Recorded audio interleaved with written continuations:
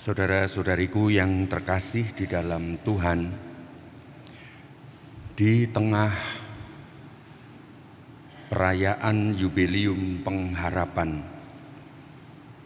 kita semua saya ajak untuk merenungkan sisi lain dari pengharapan. Memang judul, tema, isu yang diangkat oleh Bapak Paus kita pada tahun ini adalah pengharapan. Bukankah itu salah satu dari keutamaan teologal, keutamaan ilahi yang dimiliki gereja? Ada iman, ada kasih, ada harapan. Namun kenapa Bapak Suci Paus Fransiskus waktu itu tahun lalu mencanangkan tahun ini adalah tahun Yubileum Pengharapan? Karena memang di satu sisi bahwa hidup keagamaan kita ini sudah penuh dengan wacana iman, hal-hal tentang pengajaran, hal-hal tentang peribadatan, hal-hal tentang penyembahan adalah hal yang sungguh sudah banyak dialami, banyak dihidupi oleh manusia modern ini. Dan kenyataannya di balik itu semua ada krisis kasih. Memang sebelumnya Bapak Suci menekankan tentang belas kasih, sehingga tahun tertentu ditekankan pentingnya menghayati belas kasih di dalam hidup. Nampaknya bahwa pengharapan itu jarang sekali menjadi sebuah wacana yang disadari. Lebih banyak kita berbicara tentang iman, dan namun kenyataannya banyak orang yang mengira beriman tetapi tidak memiliki kasih. Pada hari ini saya ingin mengajak Bapak Ibu, saudara-saudari untuk kembali mendengarkan sabda Tuhan. Tampaknya Tuhan Yesus di dalam Injil Lukas bab 10 itu juga mau menunjuk bahwa dunia keagamaan sudah terlalu dipenuhi dengan dunia peribadatan dan dunia aturan-aturan. Ada satu aspek yang sungguh telah krisis. Ada devaluasi, ada kekurangan untuk dihidupi, yaitu kasih. Mari kita dengarkan kisah yang sudah biasa kita kenal dengan orang Samaria yang baik hati. Pada suatu kali berdirilah seorang ahli Taurat untuk mencobai Yesus. Katanya, "Guru, apa yang harus kuperbuat untuk memperoleh hidup yang kekal?" Jawab Yesus kepadanya, "Apa yang tertulis dalam hukum Taurat? Apa yang kau baca di sana?" Saudara-saudari, hukum Taurat, kitab suci, memang dalam dunia keagamaan dibaca, dihafalkan, dan dikuliti dengan ilmu tafsir macam-macam. Tetapi orang itu memang betul karena menjawab dari apa yang sungguh dibaca, dipelajari dari kitab suci. Jawab orang itu, Kasihilah Tuhan Allahmu dengan segenap hatimu dan dengan segenap jiwamu dan dengan segenap kekuatanmu dan dengan segenap akal budimu, dan kasihilah sesamamu seperti dirimu sendiri.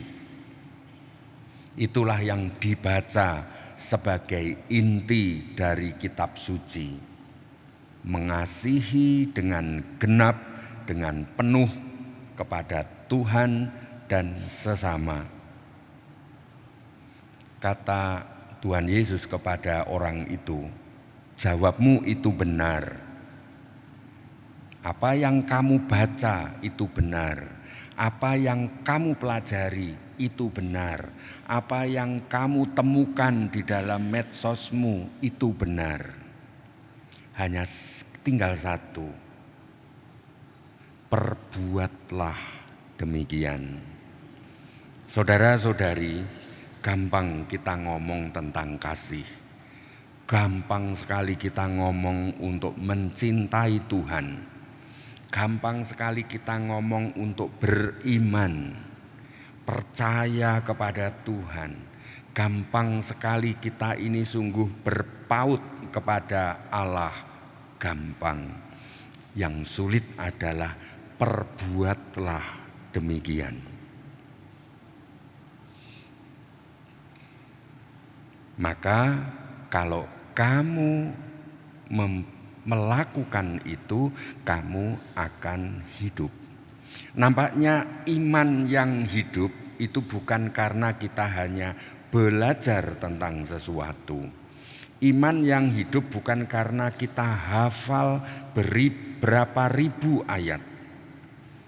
Iman yang hidup bukan karena kita ahli di dalam kitab suci atau ajaran keagamaan.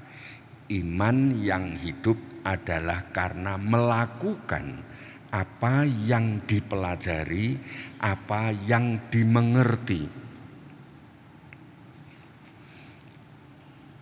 Tetapi orang itu untuk membenarkan dirinya sendiri, orang itu berkata kepada Yesus, "Siapakah sesamaku manusia?" Ya, itulah akal budi kita biasa mengelak. Mengasihi sesama, sebenarnya dia bisa sangat jelas bagaimana sih sebenarnya cara mengasihi. Bagaimana sih cara mendengarkan pasangan dalam keluarga? Bagaimana sih sebenarnya memaafkan? Kita tahu bahwa anak kita tidak akan berubah menjadi baik hanya karena dihukum dan dimarahi. Kita tahu. Yang kita belum tahu adalah cara melakukannya. Cara melakukannya ternyata melibatkan banyak aspek dalam diri kita. Nanti kita lihat. Dan jawab Yesus bukan menjawab dengan teori. Dia tidak menjawab dengan sebuah pemahaman tentang apa itu sesama manusia. Tapi Tuhan Yesus bercerita. Ada seorang yang turun dari Yerusalem ke Yeriko. Orang itu jatuh ke tangan penyamun yang bukan saja orang penyamun itu merampok seluruh harta miliknya, tetapi juga memukulinya dan sesudah itu meninggalkannya. Itulah kekejaman dunia saat ini. Kita ini dirampok habis-habisan oleh dunia dan oleh modernitas. Kita bahkan dipukulinya dan sesudah itu kita ditinggalkannya. Sebuah peristiwa ini, tragedi hidup dalam dunia ini. Hal ini yang lalu dijelaskan oleh Tuhan Yesus dalam perumpamaannya. Kebetulan ada seorang imam.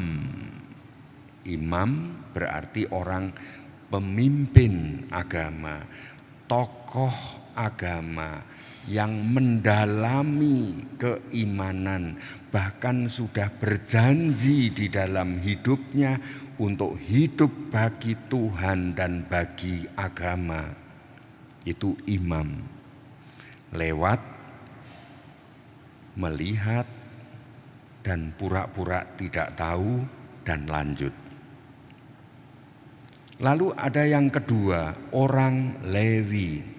Orang Lewi itu juga orang yang turunan imam, orang yang punya martabat imam. Dia yang paham tentang aneka macam peraturan agama. Tetapi sama, dia datang ke tempat itu, melihat orang itu lewat. Saudara-saudari yang terkasih, jangan-jangan, ini pertanyaan kita, jangan-jangan pasangan kita, anak kita itu tergeletak di pinggir jalan.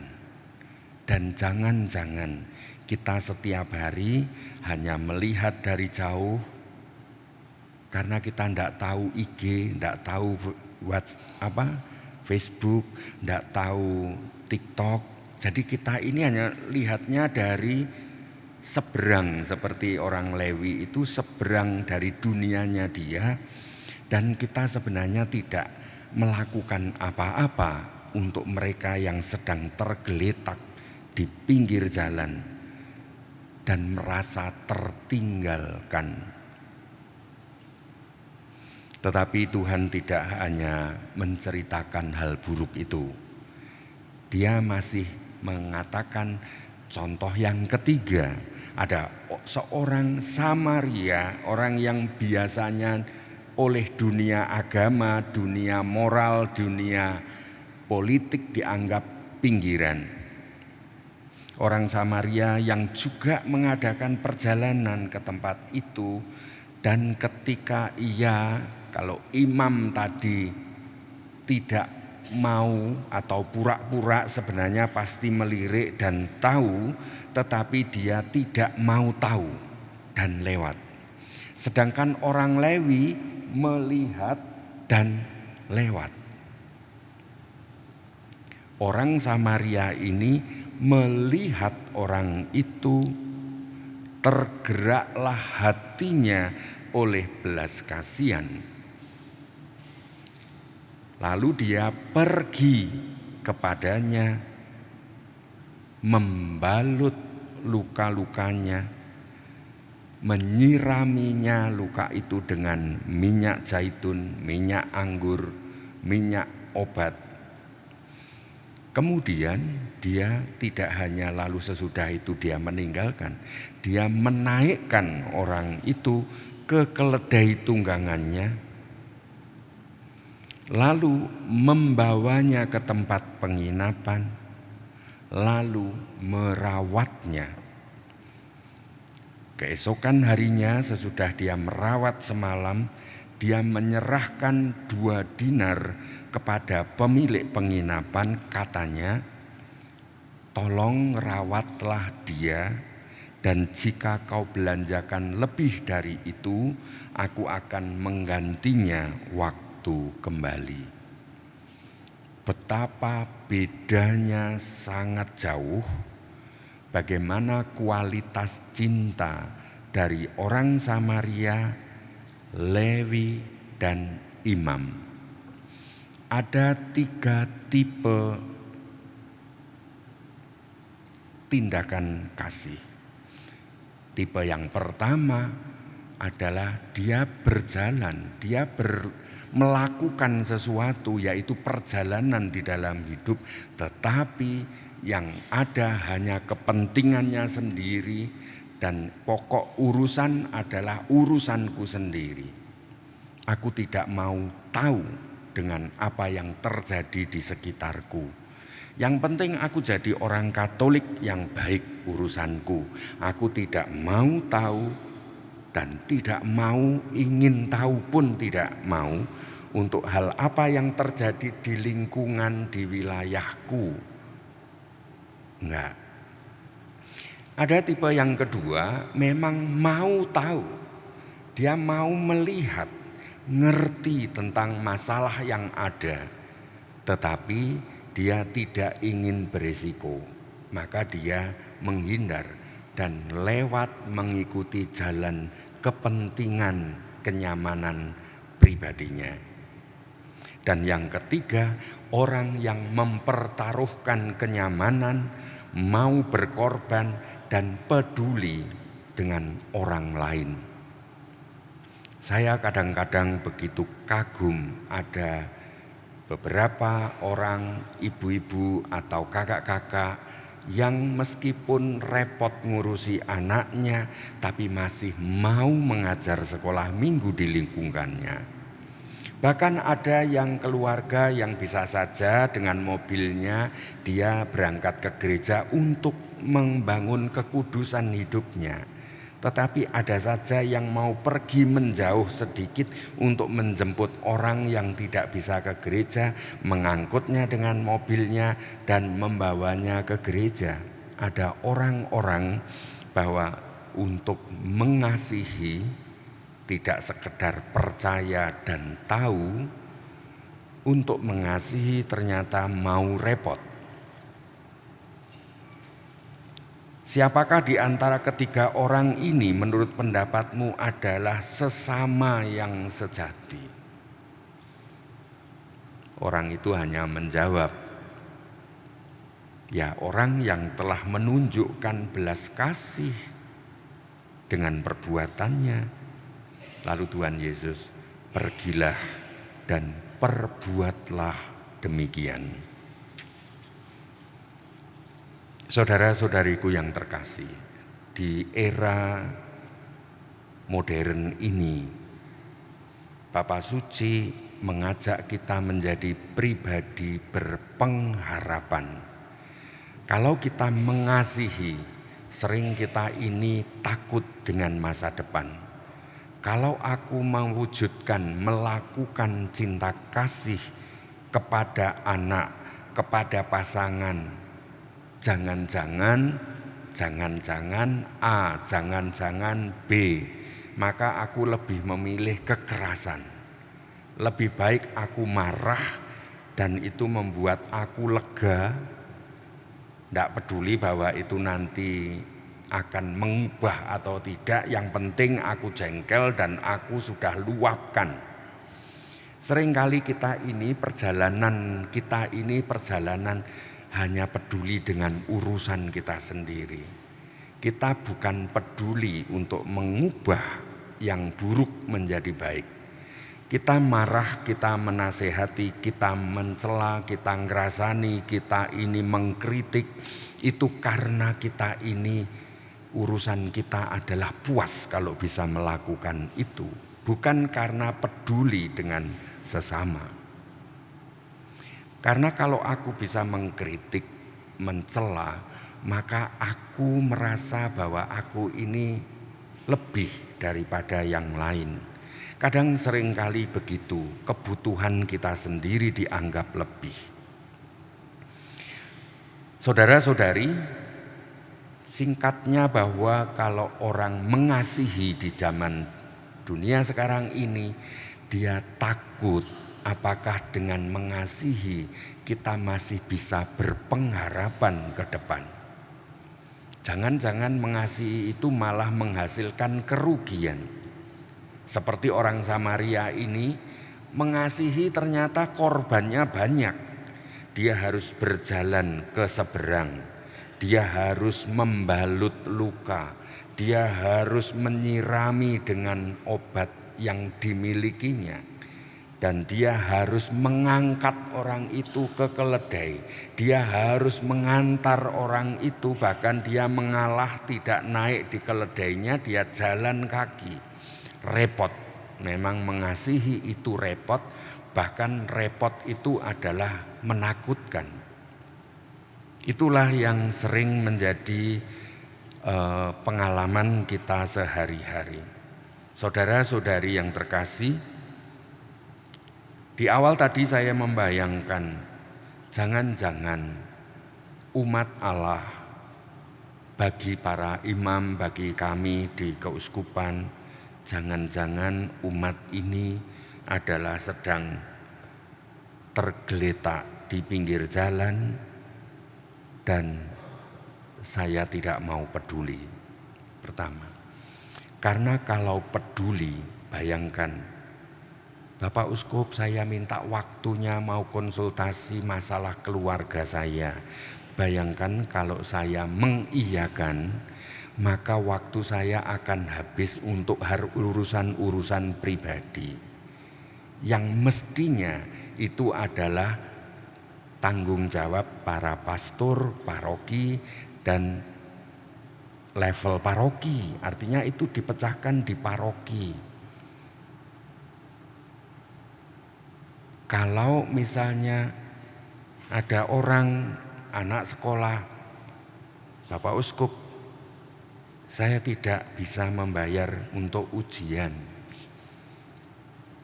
Bayangkan kalau ratusan anak saya, pertama duit dari mana? Karena uang sakunya uskup dan uang sakunya Romo sama, hanya beda tanggung jawab dan jabatannya, tapi uang sakunya sama. Dan banyak orang mengira uskup itu kaya, uskup itu duitnya banyak, sehingga Monsinyur, apakah bisa saya pinjam uang 10 juta? Apakah bisa dibantu saya untuk ini, untuk itu? Bayangkan. Sementara di satu sisi saya tahu begitu banyak umat sekarang ini kesulitan di dalam pekerjaan, kesulitan di dalam biaya hidup. Di lain sisi, situasi anak-anak kita saat ini dalam dunia kekerasan. Kekerasan yang dilakukan oleh media. Tanpa sadar kita ini sebenarnya korban kekerasan media. Seluruh waktu kita dirampok habis oleh media dan kita dibiarkan tergeletak di pinggir jalan. Sampai urusan keluarga terbengkalai, urusan pekerjaan terbengkalai, urusan rumah tangga menjadi kocar-kacir dan media tidak peduli dengan kita. Saat ini dunia menjadi dunia yang penuh keramaian, tetapi begitu banyak orang yang terpojok dalam kesunyian, kesepian, dan terisolir. Kemajuan teknologi tidak membuat orang menjadi nyaman dan kita kehilangan makna itu semua. Bahkan media bisa saja di satu sisi memberikan sentuhan-sentuhan rohani yang sangat berharga, yang menyentuh. Saya terus terang mengumpulkan banyak video-video dari YouTube, dari IG, dari Facebook, yang sungguh-sungguh pengalaman-pengalaman yang menyentuh, yang menguatkan, contoh-contoh bagaimana pengalaman kasih dihidupi. Tapi begitu banyak, 1:99 yang mengajak, merusak, dan mengacaukan. Gaya hidup di masyarakat kita saat ini, saya hampir tidak bisa menemukan lagi orang yang punya cita-cita hidup sederhana. Sederhana itu kalimat kata yang menakutkan bagi manusia saat ini. Semuanya tidak ingin sederhana. Padahal sederhana itu adalah hemat. Sederhana itu adalah sebuah investasi. Sederhana itu adalah keagungan. Sederhana itu sehat. dan macam-macam. Tetapi orang saat ini memilih gaya hidup yang lain.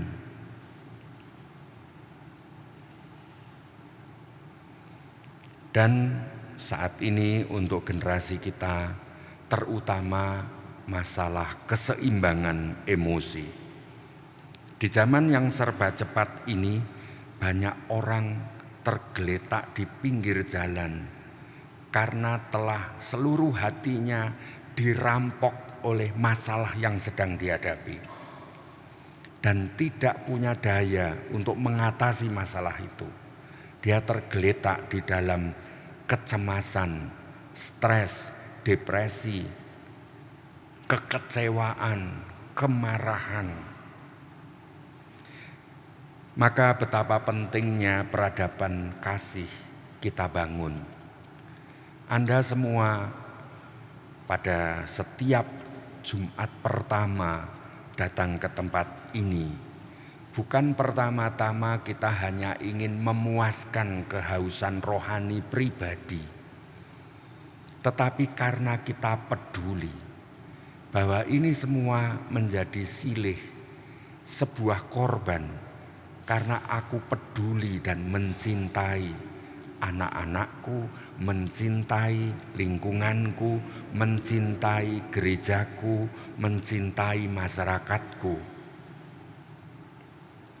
Maka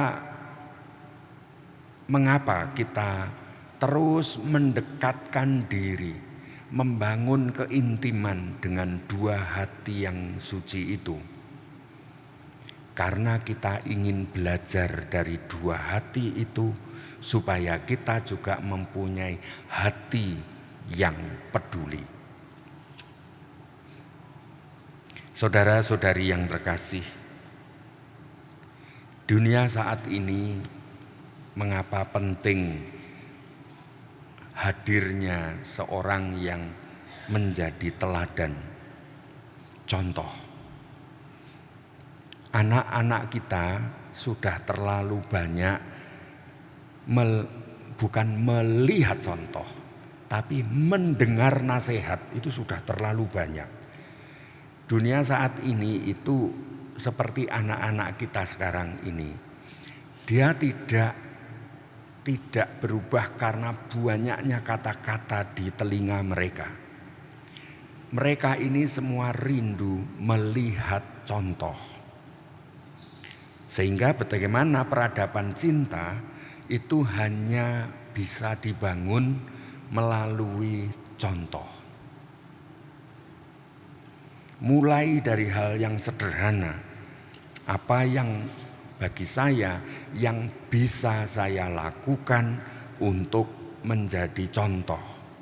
Bagaimana mungkin saya mengajarkan pengampunan, mengajarkan kasih, kalau saya sendiri dari hal yang paling kecil, bahasa kasih yang paling kecil itu adalah menyapa, tersenyum. Mungkin saya tidak bisa banyak membantu dengan uang, dengan tenaga, minimal bagaimana kita bisa memberikan wajah kita sebagai sebuah pemberian kasih. Mulai dari cinta itu bukan mulai pertama-tama dengan aneka macam materi, enggak. Tapi pemberian mulailah dengan memberikan telapak kita ini sebagai sebuah pengalaman cinta bagi orang lain. Berikan wajah kita ini menjadi sebuah pengalaman cinta bagi anak Anda, bagi tetangga Anda, bagi murid-murid Anda, bagi anak buah di tempat kerja kita. Itu hal yang paling mudah, tidak membutuhkan modal duit. Tetapi bahwa itu adalah bahasa kasih, tindakan kasih yang sangat mungkin bisa kita lakukan. Keteladanan itu adalah senjata yang paling baik untuk melawan kekuatan pengaruh lingkungan saat ini. Anak-anak kita itu berapa menit bersama kita di rumah? Berapa menit melihat keteladanan kita di rumah? Hampir sebagian waktu dia bersama lingkungannya, pergaulannya, media sosialnya. Maka lawan yang seimbang dengan pengaruh dunia itu adalah keteladanan. Peradaban kasih hanya bisa dibangun mulai menyusun satu persatu masalah keteladanan. Saudara-saudari yang terkasih, saya sangat tertarik. Ada ungkapan yang saya temukan dalam sebuah buku akronim tentang love, tentang cinta. LOVE. L, listen, dengarkan. Membangun peradaban cinta itu bukan dengan ngomong, tetapi dengan mendengarkan. Pasangan Anda tidak akan berubah karena diomongi, tetapi berubah karena ketika cerita didengarkan. Saling mendengarkan. O, openness, keterbukaan. Ada kejujuran, ada ketulusan kalau melakukan sesuatu. Bukan dengan pertanyaan-pertanyaan jebakan atau kata-kata yang bersayap sehingga membuat orang kesulitan. Misalnya anak kita ini baru pulang gitu misalnya. Apakah benar bahwa di internet itu begitu banyak hal baik ya nak ya? Apakah benar gitu? Padahal sebenarnya yang mau kita maksudkan adalah jangan terlalu banyak di internet, tetapi kita ngomongnya memanipulasi lidah kita sendiri, sehingga anak kita ini, papaku, mamaku ini kok malah lebih senang menjebak aku ya dengan bahasa-bahasanya. Saudara-saudari, bagaimana kita membangun keterbukaan? Ada sharing. Generasi sekarang adalah generasi yang tidak bisa kita anggap subordinatif sebagai bawahan kita. Enggak. Anak adalah sahabat di mana kita sharing. Dan dengarkan ketika dia sharing, jangan cepat dipotong dan lalu dinasehati. Dengarkan. Dan dari situlah kita mulai bertanya sungguh-sungguh dengan tulus, bagaimana pengalaman ini, bagaimana tadi. Kita kurangi kita fungsi orang tua sebagai hakim di zaman ini. V, value, nilai-nilai. Ada banyak nilai yang sekarang ini hilang di sekolah-sekolah, di lingkungan masyarakat. Nilai itu misalnya sopan santun sudah mulai banyak hilang. Sikap hormat kepada orang tua. Sikap nilai-nilai misalnya keadilan. Adil dengan adik, adil dengan kakak, adil dengan teman. Bagaimana kita ini kerendahan hati, kejujuran, pengampunan. Ada banyak nilai-nilai yang saat ini sudah semakin banyak ditinggalkan. Dan yang terakhir adalah exit. Sesuatu yang kita lakukan justru bagaimana bukan orientasinya aku lega, aku semakin puas, aku semakin tenang, enggak, tapi bagaimana dengan kata-kataku, dengan sikapku membuat orang itu menjadi lebih. Seringkali ada ungkapan bahwa orang-orang yang dipenjara kejahatannya itu justru akan menjadi lebih jahat karena banyak pelajaran diperolehnya di penjara itu. Jadi jangan mengira bahwa dengan penjara itu menjadi bertobat, tapi bisa saja ternyata ada memang sungguh-sungguh bertobat, tetapi ada juga dan banyak yang mengatakan kalau di penjara justru menjadi lebih jahat. Kita kadang-kadang memperlakukan keluarga kita, anggota komunitas kita justru menjadi bukan lebih kudus, tetapi menjadi lebih egois, menjadi lebih bersaing dan sebagainya. Enggak. Komunitas ini menjadikan kita menjadi lebih rendah hati, lebih mencintai Tuhan, lebih peduli, menjadi lebih saleh, menjadi lebih berpengharapan, menjadi lebih mengasihi dan selanjutnya. Itulah peradaban cinta yang bisa kita bangun.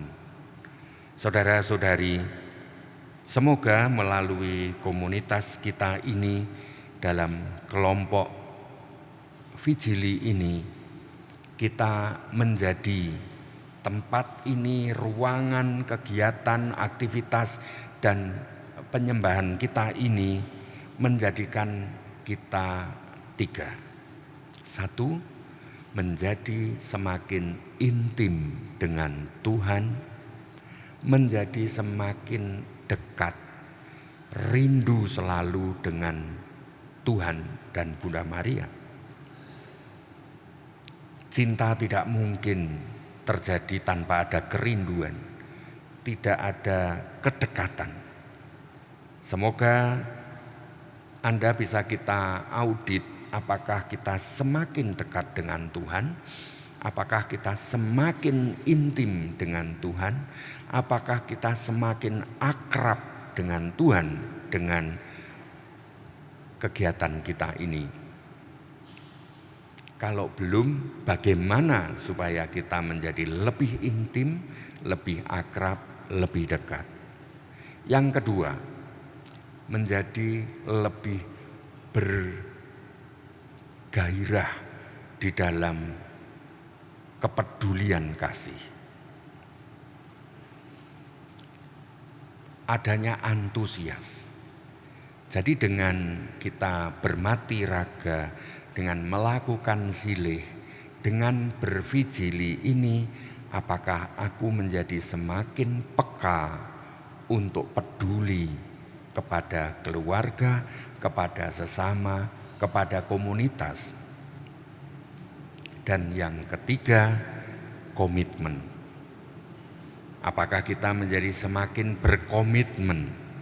Komitmen dari dua kata, ko artinya bersama-sama, mitere misi, yaitu artinya meyakini, merasa diutus oleh Tuhan.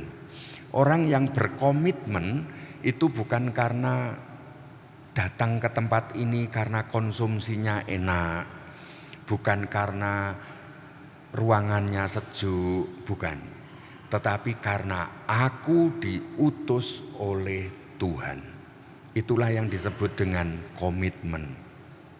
Maka saudara-saudari yang terkasih, marilah kita bangun mulai dari hal-hal sederhana itu untuk membangun peradaban kasih, mulai dari hati kita sendiri, membangun peradaban kasih di lingkungan, mungkin dari individu-individu, orang yang ada di keluarga kita, dan lalu menyebar ke tempat kita bekerja, di komunitas kita, di tetangga-tetangga kita, untuk mulai membangun peradaban kasih ini Dengan demikian kita akan menciptakan sebuah sejarah peradaban mulai dari tetesan-tetesan yang Anda buat melalui tindakan-tindakan kasih Anda sehari-hari.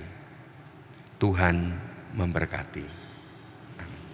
Mari kita hening sejenak.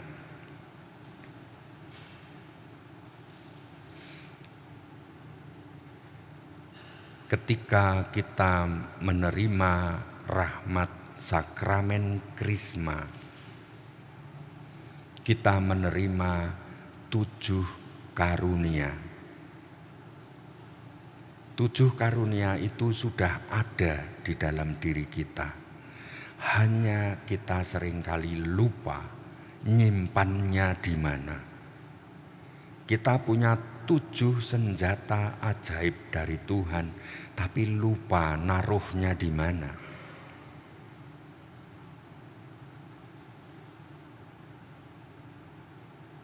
Karunia hikmat, karunia nasihat, karunia pengertian,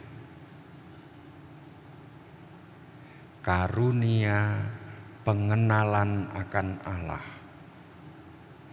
karunia keperkasaan, daya tahan menghadapi penderitaan.